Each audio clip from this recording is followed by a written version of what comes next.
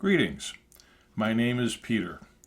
I grew up in Massachusetts, and I'm old enough to remember New England's blue laws. You know, no commerce on Sunday. All stores, gas stations are closed. I'm also Accessible Fellowship's Bible study facilitator. Accessible Fellowship strives to offer opportunities for fellowship and Bible study to those who have experienced barriers to such fellowship. We are non-denominational and open.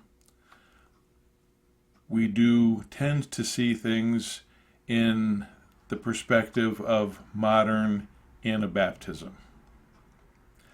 In June, we talked about work, the Christian perspective of work.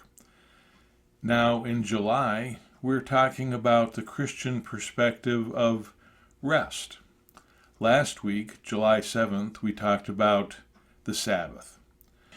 During our discussion, we found that we agree that God intends Gentile Christians to observe the Sabbath. It was, after all, instituted during creation.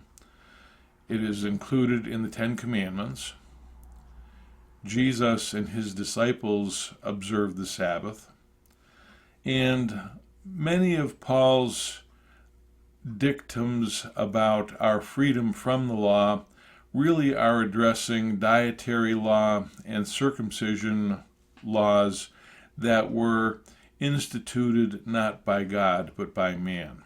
We do remember blue laws, no commerce, and at the time we worried about how to maintain separation of church and state and how important it was to do that. We did come to the conclusion that we all, in the groups, observe Sabbath somehow in our own hearts, in our own lives. We discussed the wide variation of Sabbath observance around the world.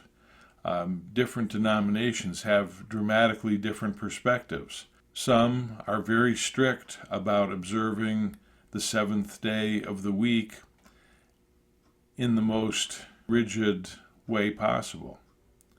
At the other extreme, we have denominations who say that Sabbath is now a 24/7 rest in Jesus. What we did agree on is that Sabbath observance is not a condition of salvation, and that we should have our own convictions, and that we should respect the convictions of others. We should not be judging others. The week of July 14th is really a continuation of that discussion.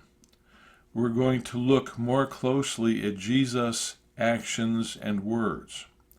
Our scripture is Luke 6, 1 through 11, and that parallels Matthew 12, 1 to 14, and John 9, 13 to 17.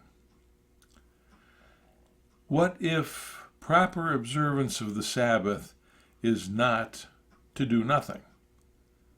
It's not to sit back with your feet up. God told the Israelites to do no work on Sabbath, but he didn't define work. The stated purpose of our lesson, taken from the Salt and Light Quarterly, is to recognize how the Sabbath prompts us to set priorities, to consider challenges presented by Sabbath observance, and to choose practices that promote the well-being of others.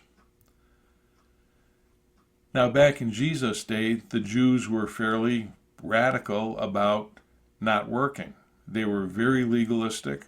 They had developed a long list of rules and regulations of what couldn't be done on the Sabbath.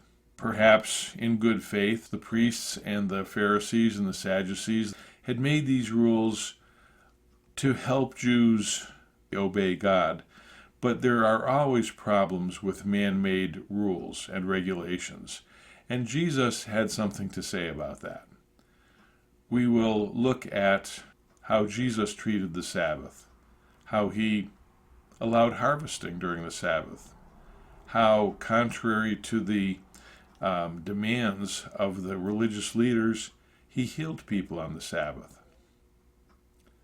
He was truly, at that time, a revolutionary. Over the centuries, we've learned to see things a little bit closer to the way Jesus does, but we still have a ways to go. You are welcomed to join us. There is information on logging in and contacting us in the text box below the video. And I offer you my blessings and ask that you go in peace.